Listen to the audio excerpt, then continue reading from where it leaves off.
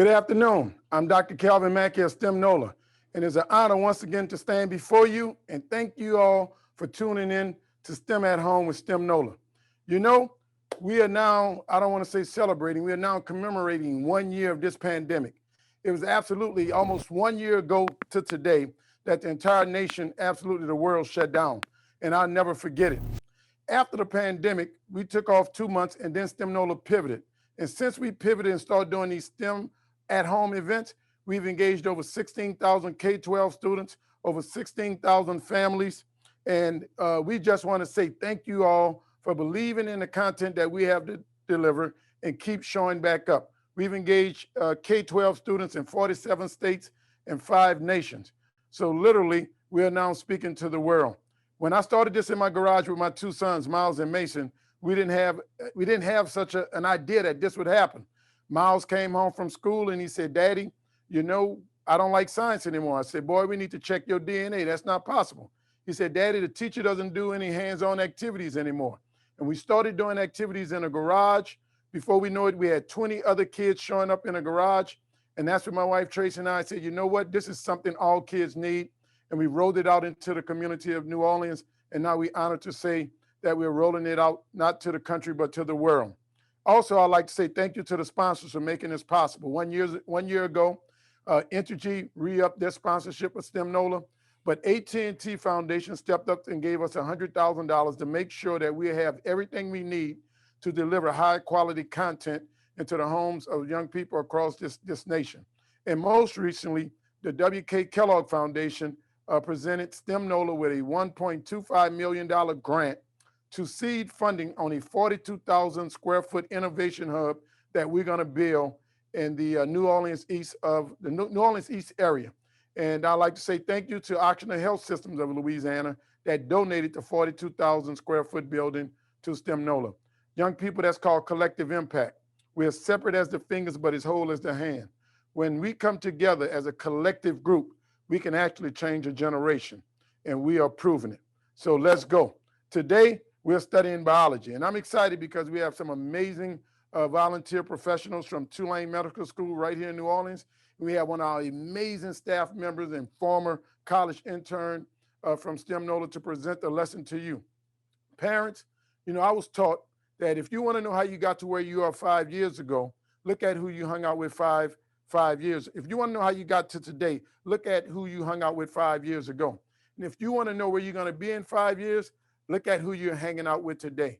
Young people, you all are hanging out with STEM Nola, and you're going to be exposed to 5 people today. If you continue hanging out with STEM Nola, we promise you, if you do the work and accept the mentoring and the direction, in 5, 10 years, you'll be on top of the world. We believe that. You see, in the 21st century, our children are only going to have 1 of 3 options. Either they're going to take something, break something, and or make something, parents. And if we don't give them the education and the skills and the motivation to make something, like make a living, make a life, make a difference, it's only going to leave them with the 2 options that we see on the news every night, and that's to take and to break. And we don't want that with anybody. Parents, either we are training ourselves from the neck up or we are training ourselves from the neck down. If you're training yourself from the neck down, your competition in the 21st century will be the automatic machine. And what COVID and the pandemic has done is that it has exacerbated, accelerated the migration to automation by companies. What I have before me is a humanoid. This humanoid is a robot that tries to behave like a human. This is Alpha, and Alpha can do activities just like a human. Alpha can do push-ups. Alpha can show off. Alpha can do one-arm push-ups. And just like me, Alpha takes her time getting up. And if you think you're going to go out for the sensations, or you're going to be a dancer, guess what? Alpha can dance.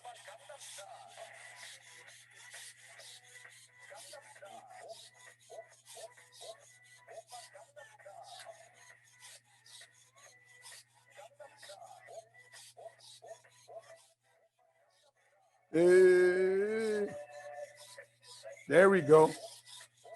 And just like Beyonce, Alpha shows up with her own band. This is a humanoid, and a humanoid is a robot that tries to behave like a machine. And this little 24-inch humanoid have servo motors.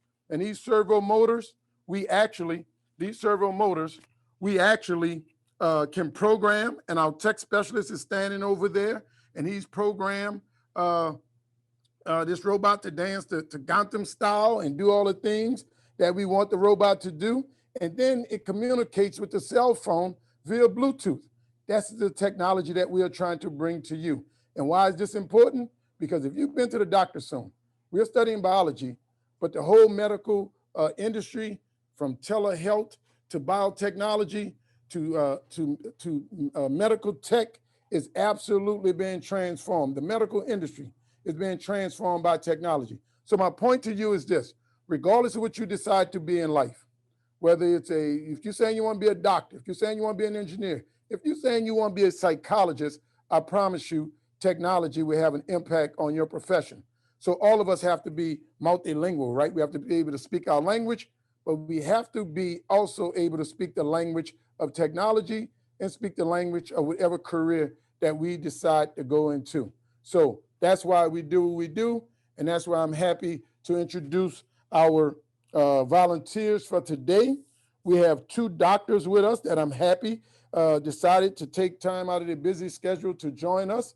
We have Fiona Chambers, and Fiona has a BS in biology from Villanova, an MPH from Tulane School of Public Health, and she's has a MD from Tulane Medical School.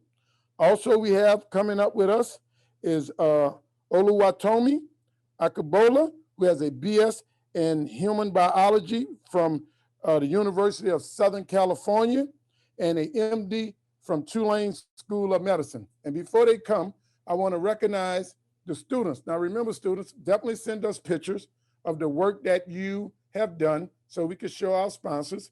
And Kaylee from Rebecca Academy and Lafayette, thank you for your amazing pictures. It was great seeing you Saturday at STEM Saturday. Javen Moore from Cornersville, North Carolina, I see you. That's some amazing stuff that you did last week.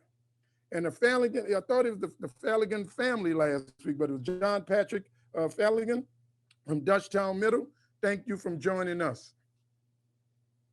Now, I introduce to you professional volunteers, Fiona and Walu Tomi from Tulane Medical School. Hi, everyone. My name is Fiona Chambers. I am a first-generation American, so my parents are originally from Jamaica. I grew up in the Bronx, New York. There, I mostly attended Catholic schools because they were the better schools in my neighborhood. But afterwards, I went to college at Villanova, which is right outside of right outside of Philadelphia. And there, I was a biology major. So I'm excited that all of you are here today and very interested in STEM activities.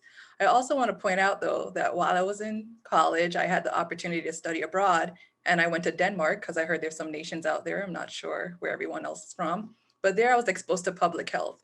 And as Dr. Mackey was talking about the coronavirus earlier, we know the importance of public health now, and there is a place for technology and STEM activities in public health. So I just want to put that on their radar out there.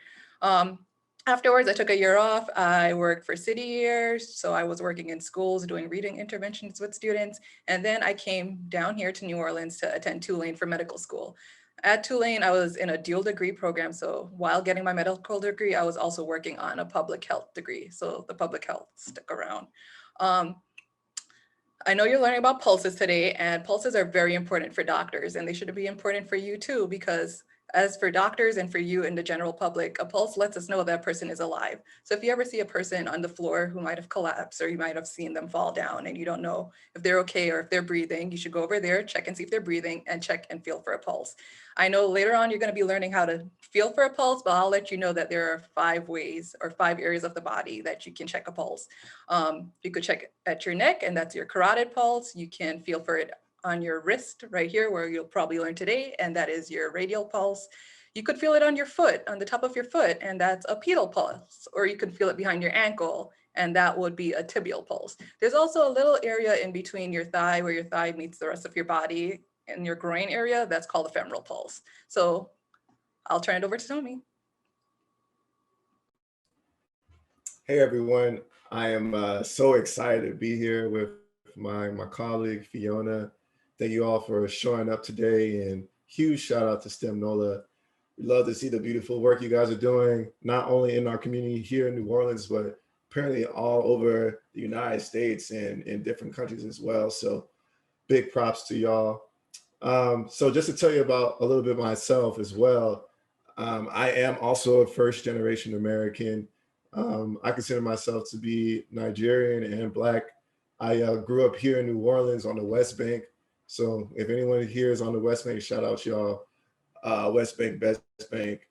So yeah, just to get it started, like I went to high school here in New Orleans. I went to Jesuit over here in Mid-City. I was very involved in basketball. I started playing from a young age, bitty basketball. Then I played AAU, then played basketball all throughout my 4 years at Jesuit. And then I decided to go to college at the University of Southern California in California. I had the opportunity to go there on scholarship, and you know, it took me a while to figure out what I wanted to do. I started off as a bio major, then I eventually switched to music production because I also had a passion for music. I'm a musician myself. And then I think right around my sophomore year, I decided to go into human biology because I also found myself loving human biology specifically. And just to get into that, I just feel I always had some sort of love relationship with biology. I always thought it was interesting to kind of keep it related to what we're talking about today, the heart and pulses. I just found it so interesting that there was a level of information that not every person around us knew, and that all that information was accessible by reading a book. I think I like to know things. I was very curious at a young age, and I think that kind of just went with me through the college as well. So I eventually graduated the University of Southern California with a Bachelor of Arts, actually, in human biology. And then for a year, I went up to New York and did something similar to Fiona. I did AmeriCorps, and I was a STEM outreach coordinator in the South Harlem, or South Bronx in Harlem as well. So this is very important to me. I will say this, y'all, whether it's you're in middle school or if you're in high school, wherever you are in life, just sort of sit there and think, you know, how could I, you know, get a career out of STEM, whether that's the science part, the tech, the engineering, or the math part. There's so many opportunities. And I would say all those opportunities can take you anywhere. You know, me as a basketball player, I never knew how much I learned from basketball would take me to where I am this far, that other people necessarily don't have. So yeah, just like Fiona said about keeping your pulse on, you know, it's important to know what your pulse is in moments where you may not be feeling well. I would say the same thing about STEM. It's like, it's good to have a pulse on those things as well. Like, how can this advance me in the future? Like, what are the things that I find interesting in science, technology, engineering, and math? And I'll leave it at that for now. Thank you, Olu and Fiona. Thank you for your stories, and thank you what you're doing. You know, we have a challenge in this country getting more Americans, especially Black and brown kids, to go into STEM, and everything that we can do to inspire more people to go into STEM, we have to be committed to that at every stage in our life. And one thing I like to say, right, because, you know, Fiona and Olu was talking about whatever decision you make, you know, consider STEM. I want you all to know something. I don't like biology. As a matter of fact, I hate biology. I went to a summer camp at Morehouse College, pre-med. They rolled out a cadaver. I say, I'm from New Orleans now. These words might confuse me. What's a cadaver? They say it's a dead body. I left and went straight to engineering. I hate chemistry. I hate electrical engineering. I hate chemical engineering. And I say that because just because you don't like one part of it, that doesn't mean there isn't a part and a place for you. I have 3 engineering degrees, and I love mechanical engineering. And there are parts of mechanical engineering I don't like, but I love studying water and fluid mechanics and how stuff flow. Even I studied the flow of blood in vessels and modeled that on a computer. So my point is that all of us just have to find our place. So what we try to do with STEM NOLA is give you a wide variety of offerings so that you can see things and say, well, I don't like that, but I may like that, but I don't care for that. And you can find your place. So just think, I just don't want you to think just because you have an activity and that activity doesn't like really turn you on, there may be another activity that really, really, really moves you. So hang in there and find your place, not only in STEM, but in this world. Now, parents, Can I say one more thing, at Dr. STEM Mack? NOLA, I'm sorry? Could I say one more thing regarding Yes. that? Actually, something I forgot to mention that I would always tell my students is don't feel afraid to fail. On my journey along to get to where I have become, I'm a doctor now. Thank God. I failed a lot of times. And I think the thing that kind of gets us down is that, especially as someone that's Black, you see all your counterparts and it seems like everyone's doing well. Just know that it's okay to fail. Like, in sports, you lose a game, you go back to practice, you figure it out, and then you can win the game next time. So I'll leave it at that as well. Hey, hey, Olu, you said a word. You said a word because I had listen, never trust a man or woman that'll tell you about their successes, but won't tell you about their failures. If everybody starts telling people about their failures, more people will be empowered because then they'll realize that all of us fall down. The problem is not falling down. The problem is staying down. When you fall down, I hope you fall on your back because if you can look up, like Olu said, you can get up. Fiona and Olu, thank you all for those inspirational words. Parents, we've built a high-functioning STEM community. In a high-functioning STEM community, we believe a high-functioning STEM community is child-centered, adult-governed, elder-ruled, meaning that we surround K-12 kids with college kids. We focus on the K-12 kids. We surround them with college students. Our college students are the adults in our high-functioning community, and we pay college students as college interns and now some as staffers. We've put over $1 million in the hands of college students over the last 7 years. And then we surround those college students with STEM professionals like Olu, like Fiona, like myself, like the STEM NOLA staff. And that way we have vertical mentoring such that students can see themselves at any station in life. Whether you're in middle school or elementary school today, you'll be on here with high school kids, you'll see a college person, and you'll see a professionals to let you know that, hey, all of this is possible. You just have to stay the journey. I bring that up to say I'm very happy to introduce to you Lamaya Hall. Lamaya Hall just finished her MPH at Xavier University. She got a BS in chemistry from Xavier, and she's been working with STEM NOLA now for 5 years. I mean, Lamaya came into my office as a sophomore, and pretty much Lamaya is an integral part of STEM NOLA, have traveled the country doing STEM while in school for STEM NOLA. Now she's waiting on her medical school decision, and we are very proud of her. But today, Lamaya will be leading the activities. She's going to dissect a sheep heart first. Then you're all going to do like the pulse activity, and then you're going to build an edible heart. Lamaya Hall. Lamaya.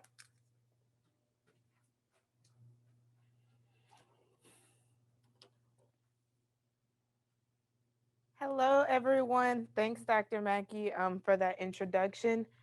So, like Dr. Mackey said, my name is Lamaya Hall. I am originally from Alabama.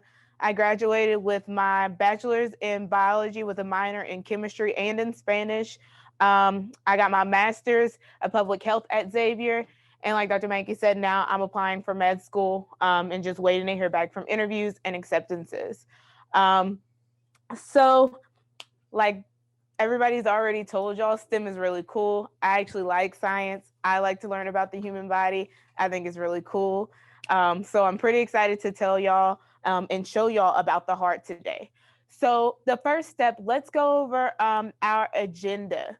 So the first thing we're going to do is we're going to look at some vocab terms. Then we're going to go over our objectives and our activity questions. So these questions are just a few questions I just want to ask you guys throughout the session to make sure y'all are understanding the concepts that we're going over today. Then we're gonna actually do an activity and learn how to check our pulse, because Fiona told us about the 3 places we can find our pulse: our carotid, radial. I forgot the one on our foot. I forgot the name of that one, but the one on our foot. So we're gonna actually look at our radial pulse. Then we're gonna make our own edible heart. Great snack. And you learn about the heart at the same time. Then we're going to give the answers to the activity questions, but also we're going to look at a heart dissection as well today too.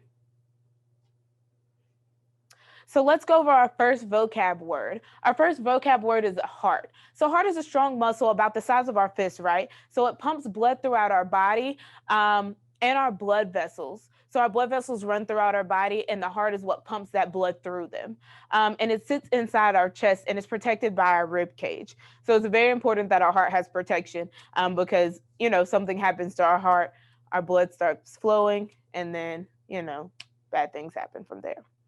So our next word is circulation. So circulation is the movement of blood throughout our heart and around the body. So circulation, think about a circle. So our blood travels through our body basically in a circle. So it goes from our heart to our lungs, back to our heart, then to the rest of our body. Then it comes back and does the same thing.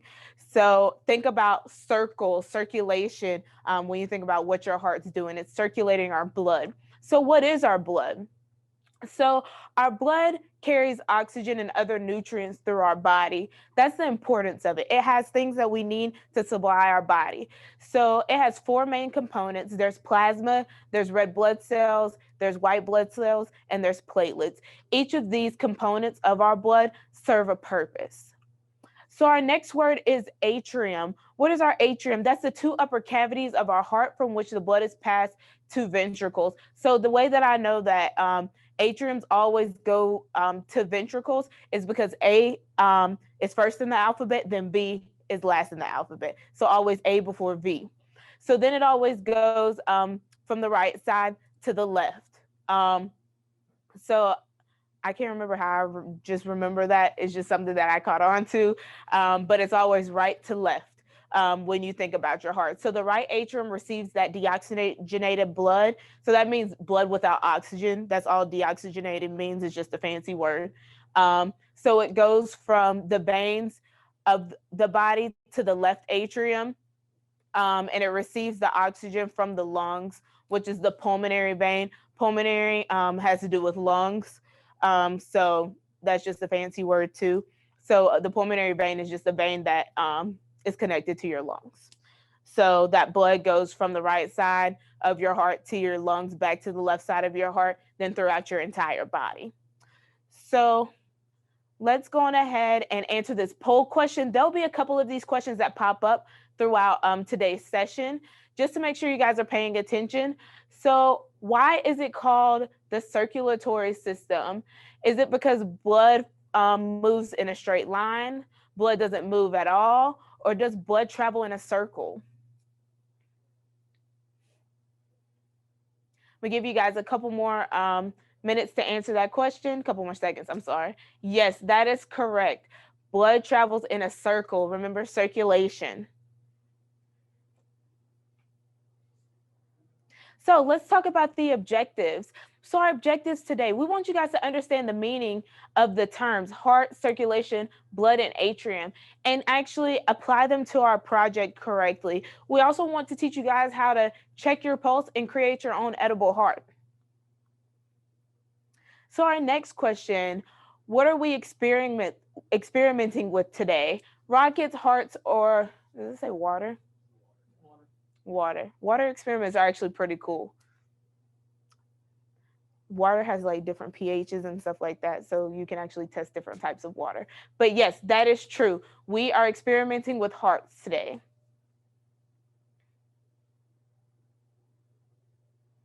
So let's look at these questions of today. I don't want you guys to answer them now. We'll answer them at the end of the session once we go through our activities. So our first question is, what is circulation?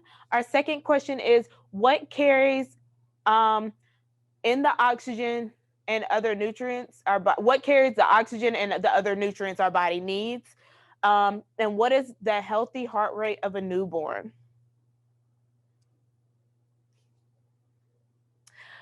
Perfect. Now it's time for our dissection. I'm going to pull out my gloves. I'm going to pull out my heart and my scalpel.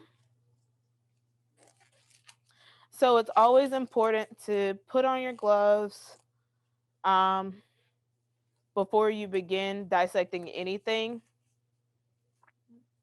just because it's gross. And they have chemicals to preserve it, to make sure it doesn't go bad. So what I'm going to use to dissect today, yes, this is a real heart. It's a sheep heart. This sheep donated its body to science so that we can learn. So the first thing I'm using today is a scalpel. So they actually have little tabs you can open it with. And then they have a safety cap in here as well. So I just pull my scalpel out with the little thing. And I cut open my heart. So first things first, this right here is our heart. So the first thing when you dissect the heart, you have to orient that heart, right? So what you have to do is figure out which side is the right versus the left. The way that I'm able to tell and orient the heart is based on, it's like this little line right here. You can kind of see it run straight across at a diagonal. So at the upper part of that half, that's actually your right side of the heart. The right side of the heart is actually smaller than your left side. So then that bigger portion at the bottom is the left side of the heart. And I'll start explaining why one side is bigger than the other as I'm cutting. So the first cut I'm going to make will be on our right side. So I'm just going to take my heart here. And this stuff on the outside that you see, like that yellow color stuff, off-white looking color, it's just fat. But the importance of seeing that is that because you don't want your heart to have a lot of fat, right? So that's why we tell you guys to exercise, eat healthy. If you're going to eat candy, eat a little bit. Don't eat a lot.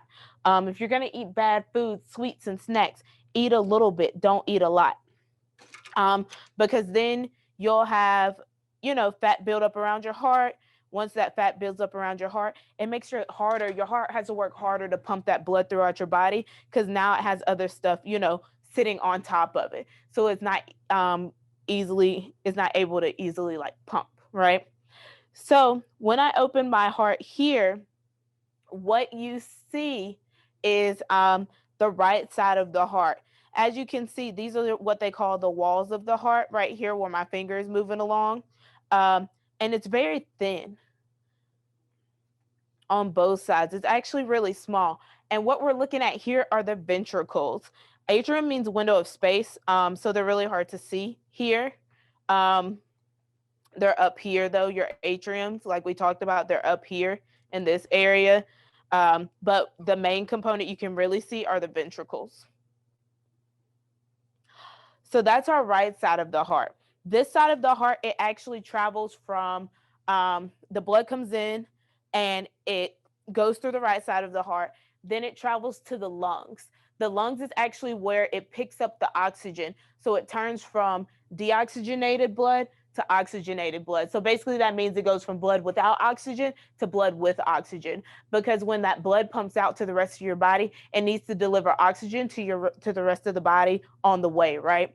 So let's look at this left side of the heart. This side of the heart is doing most of the work. And let's see what it looks like. In the juice, you may see spilling out. That's not blood or anything. That is just like the preservative, what they put in there to make it from going bad, basically. So as you can see, this left side of the heart, you see these walls, that pink part, that's the walls of the heart. They're very thick. And this left side of the heart is a lot bigger, it's a lot deeper. And let's talk about why that is. So the left side of your heart is what's doing the most work. So what's going on with that left side of the heart is it's pumping the blood throughout the entire body. So while the right side of the heart is only pumping blood to just your lungs. So think about weights, right? So like the right side of your heart is only using like a 2-pound weight, but that left side of your heart is using like a 40-pound weight. So who's going to have the bigger muscles? Who's going to take up, most of the space? Who's going to be bulkier? The side of the heart that has that 40-pound weight, which is the left side of the heart. And your heart is a muscle. So the more work it's doing, the stronger it gets, right? Which is why we tell you guys to exercise. So let's look. There's something else in the heart. I don't know if you guys have heard of the aorta, which is the largest artery in your body, which I have my finger in right now. And as you can see, and this is the aorta, because when you actually open up the left side of the heart, you can see my finger sticking out. So that is the aorta. And then you have stuff called like the auricle, which are like these pieces here. And these pieces actually kind of look like what they say, an ear almost. So that's where that name comes from. And then a lot of the fat's hiding a lot of the other stuff, like your pulmonary vein and stuff like that is all up here in the top area as well. So I think the heart dissection is really cool. Your heart's also the size of your fist, approximately the size of your fist. So if you hold up your fist, that's about the size your heart should be, which is why we use a sheep heart to dissect, because it's about the same size of a human heart. It has the 4 chambers, and you're able to see and compare the hearts. So let's move from our dissection and let's learn about checking our pulse.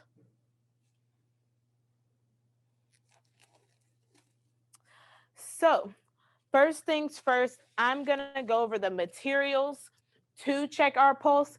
And as you're going over the materials, as you're gathering your materials, I'm going to go over the science behind everything that we're doing today. So the first thing you need is a large marshmallow. If you have Play-Doh or clay at home, this will work too. If you have small marshmallows at home, this will work as well.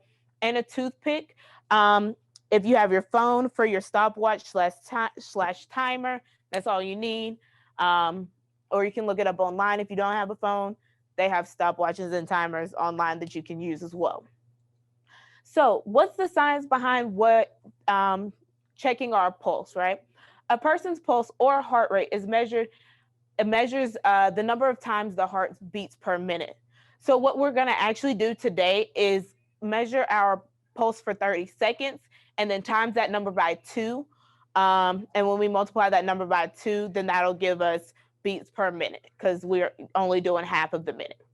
So your heart rates can change for a variety of reasons, such as activity, like running, jumping jacks, stuff like me up here speaking, high energy, that can also cause my heart rate to increase. Stress and excitement can cause your heart rate to increase. Body temperature can cause your heart rate to increase. Medicines and certain illnesses. So there's multiple things that can cause your heart rate to increase, whether they're good or bad. So what pulse are we checking today? We're going to check our radial using these materials. I'll show you guys how to check your carotid. But your radial is what we'll be using these materials for. So healthy heart rates for newborns, our healthy heart rate is 70 to 190 beats per minute. I'm gonna say that one more time. For newborns, our healthy heart rate is 70 to 190 beats per minute. That's what BPM means, beats per minute. So for infants, it's 80 to 160 beats per minute.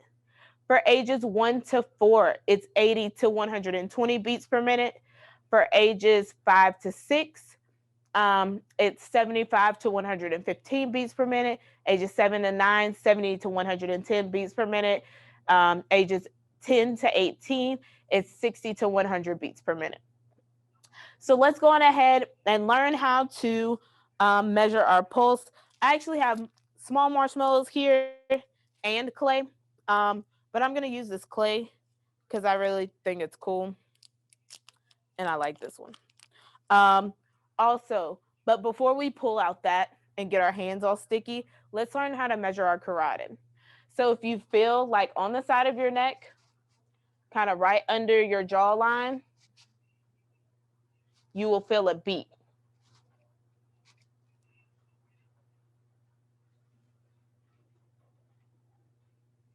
So when you feel that pulse, you'll feel like something like pulsating.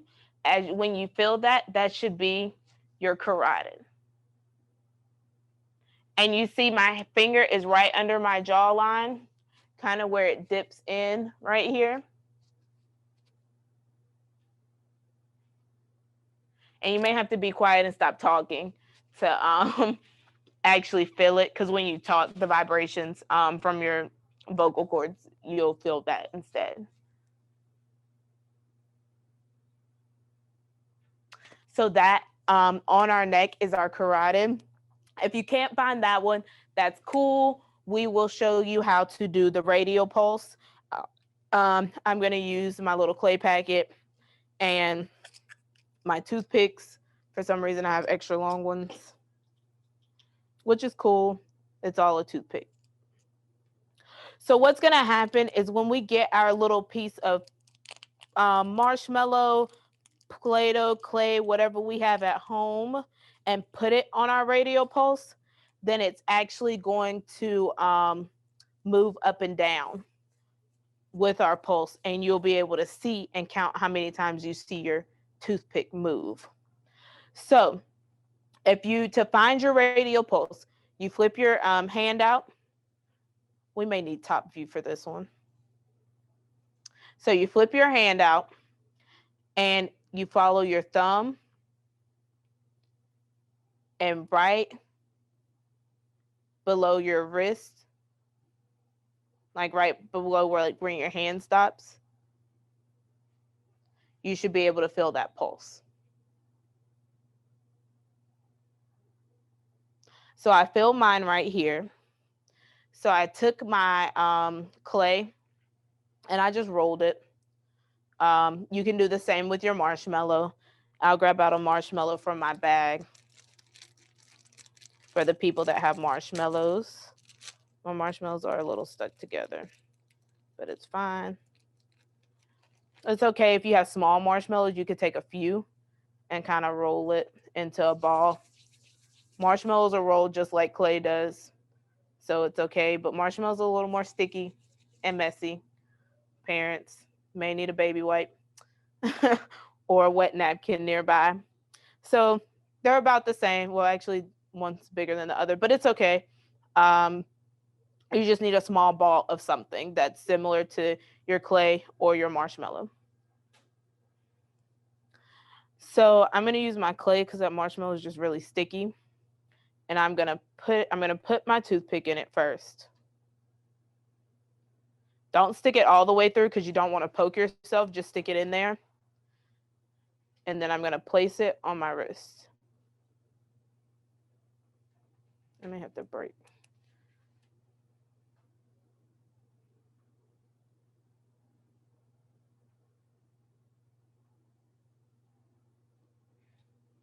I can't hold my arm still enough.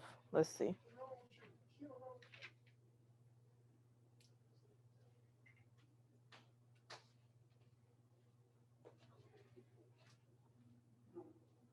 So you may have to lay your arm on the table. I can't hold my arm up still enough. Let's see. I'm gonna get down and hold it on the table.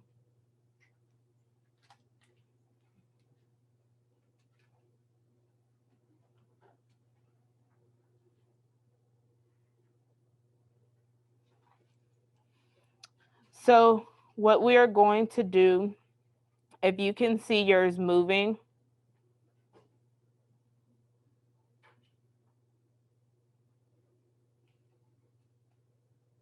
okay.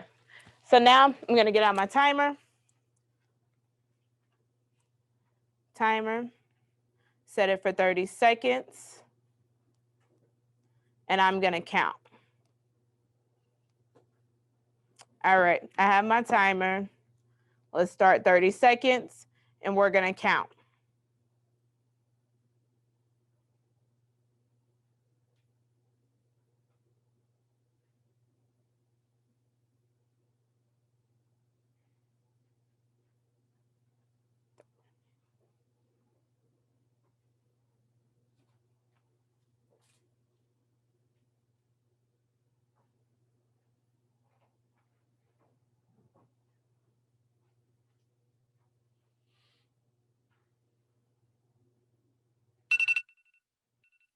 All right, so I had about 34 in 30 seconds. So when I multiply 34 by 2, then I end up with 68 beats per minute. So let's see, we can also measure this with your hands too. So if you want to use your finger and repeat this to see how accurate your results are with your little pulse checker. I guess that's what we're going to call it, a pulse checker. With your little pulse checker, then you can also compare those results as well. But we are going to move on to our next experiment. My favorite, the edible heart, because I get a really good snack after. Yeah, so let's move on to that one.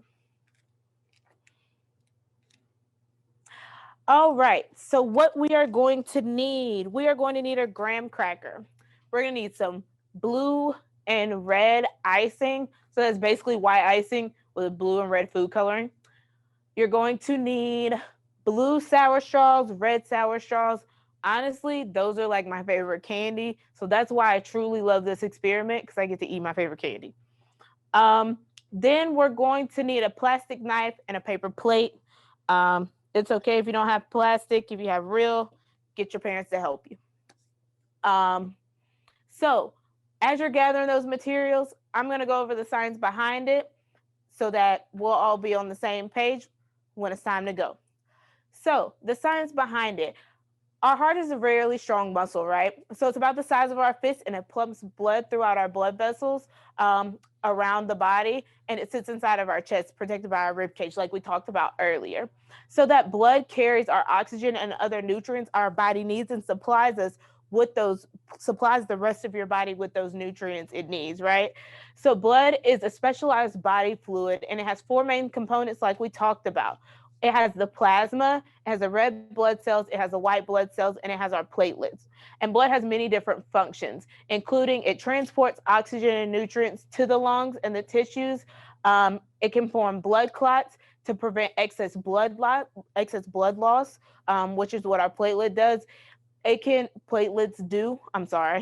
carries cells and antibodies that fight infection, which are our white blood cells.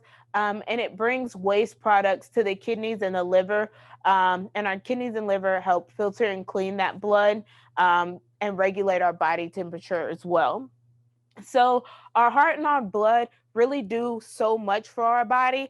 And it actually does it does a lot for our entire body, not just one part of our body. And it also has partners with our other organs, to make our body function like it's supposed to. So I have my materials. I have my graham crackers.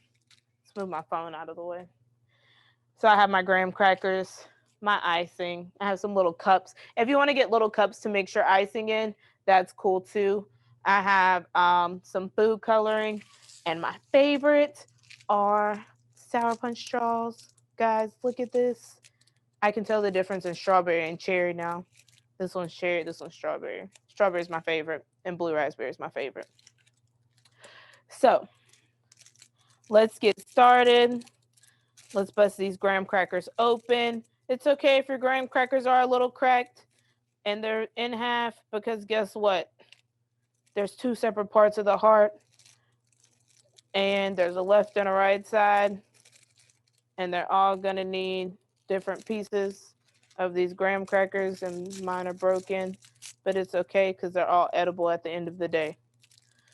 And we can do surgery. We can repair our graham crackers if we need to, by putting a little icing. It all works one and the same. They all eat the same at the end of the day. That's all we're worried about, right? I'm just kidding. But I do enjoy the snack. So what I'm going to do, I laid my graham crackers out. As you can see, I have two halves here. I'm going to open this icing. And our first step, we are going to make our red and blue icing. So I'm going to squirt some icing into one of the cups. Well, squirt icing actually into both of the cups. I like icing too. Like when I was little, we used to have those things called toaster strudels. I think they still make them. And I used to eat all the icing packs out of the toaster strudels and leave the toaster strudels in the freezer and get in trouble, because nobody would have icing for their toaster strudels the next morning. So if you ever get toaster strudels, don't be like me, because people aren't going to be happy when they don't have their icing. So first thing, I'm going to add like 3 drops of red food color, maybe 4, to make sure it's not pink. And then I'm going to add another few drops of the blue food coloring, 3 to 4 drops, to the other cup. And I'm just going to stir using my knife. And it's okay to mix with your knife, as long as it's plastic. Please don't mix with a real knife. A butter knife may be safe if your parents are very close by. Just use a spoon. Don't be like me. All right, so we have our nice red. Now it's time to mix our blue. Blue's kind of dark. It's okay. Kind of like dark blue. All right, and we're gonna keep mixing and mixing till all of our food colors mixed. So now now you see I have blue and red for my sides of the heart, right? So what the blue and the red stand for are oxygenated blood is red, because as you like when you look in your hand, if you see like the vein, I don't know if you can see mine, it's blue. It looks blue like your veins in your hand or on your wrist, they look blue. But when you get a cut and the blood comes out, it's actually red. So what happens is when the oxygen hits the blood, it turns the blood red. So blood without oxygen is blue. Blood with oxygen is red. Deoxygenated blood, blue. Oxygenated blood, red. We talked about those fancy words.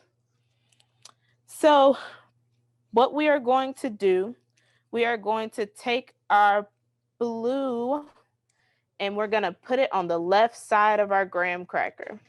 You can break your graham crackers in half to make sure that you don't get the blue on both sides. It's a little better that way, just to make sure. As you can see, I'm not good at making pastries. I'm just good at eating them. As I'm trying to paint my blue. But it's okay. Just remember, there's a great snack at the end. So, all right. That's our blue side of the heart. Let's get this red side going. Get some of this. Maybe I should pick it up and try it. Yeah, that's better. May want to pick it up.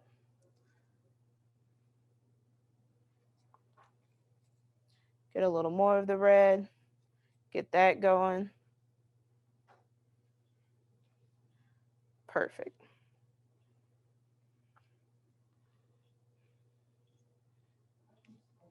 So now we have our blue side of the heart. We have our red side of the heart. So what are we going to use these Twizzlers for? These Twizzlers are going to represent our veins and our arteries, right? So I'm going to bust open a Twizzler. I'm going to open the cherry one because I'm going to save the strawberry for later.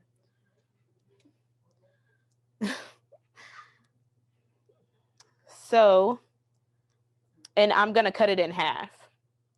So I'm going to use my little plastic knife to cut it in half. I'm going to put one at the top and I'm going to put one at the bottom. Okay. Actually, I'm going to have to use my strawberry because I need two. And these actually go to the top and the side. So may have to reposition. And then I'm going to cut this one in half too. And if you have longer Twizzlers, they don't have to be the exact same size as mine.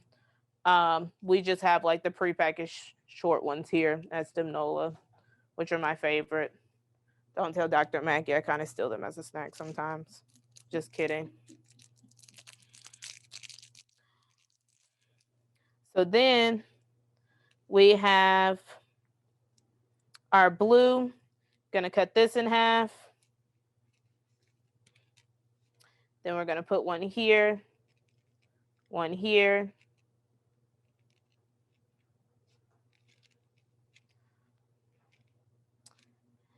And now we have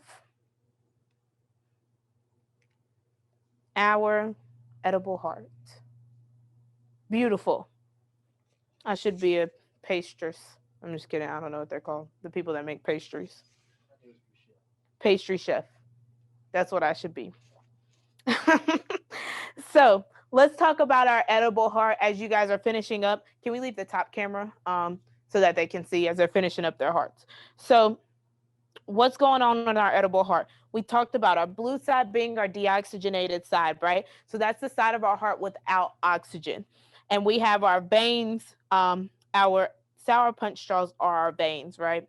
So then let's look at this right side of the heart. This is the heart with all the oxygen. You remember we talked about the aorta, the place I stuck my finger in. So this will represent like the aorta. So the blood that pumps throughout the rest of the body, right? So our blood will travel through this side of the heart, then go out our aorta and pump to the rest of the body, which is why these are bigger, like this side, the little arteries are bigger than these veins here.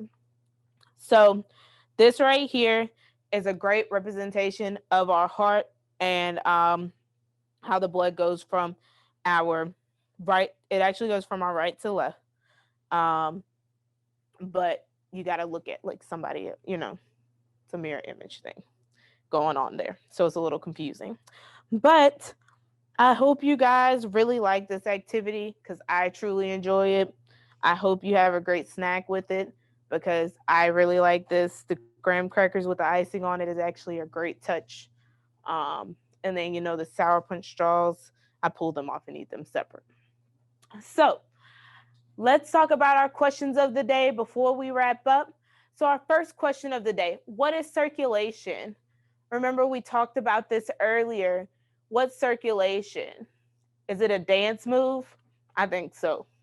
That's maybe one of them like TikTok dances y'all do. The circulation. Is it the movement of blood through the heart and the body? Or is it a way to do a math problem? Let's see what answers you guys put in. Give you guys a few more seconds. That is correct. Circulation is the movement of blood through the heart and body. I think y'all should make up a TikTok circulation dance and put it on TikTok. Tag Stem Nola. Next question. What carries the oxygen and other nutrients in our body? Is it the blood? Is it our arteries? Or is it our ventricles?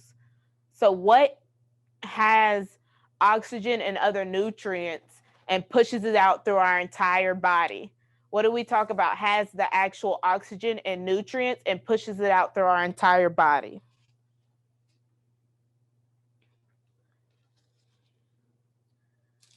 give you guys a few more seconds to submit those answers. Perfect. It's our blood. Remember, our blood contains the oxygen and the nutrients that push to the rest of our body, but our blood does travel through our arteries and it travels through our ventricles, but the blood is what actually has those components in it. So our last question, what is the health heart rate of a newborn? Is it 70 to 190? Is that 1,000 to 1,200? Or is it 10 to 30? If we're going up 1,000 to 1,200 beats per minute, we are flying, okay? That's very fast. Perfect. Yes, 70 to 190 beats per minute is the heart rate of a newborn. You guys are really paying attention today. So I want to thank you guys for joining today's session. Oh, do y'all have any questions for me? I forgot to ask. Why do you get less beats per minute the older you get? Your heart's stronger. As you get older, you build the strength of your heart, so it doesn't have to pump as much. Are there any more questions? Did you guys have fun? I hope you guys did. I'm going to give it over to Dr. Mackey so he can close out.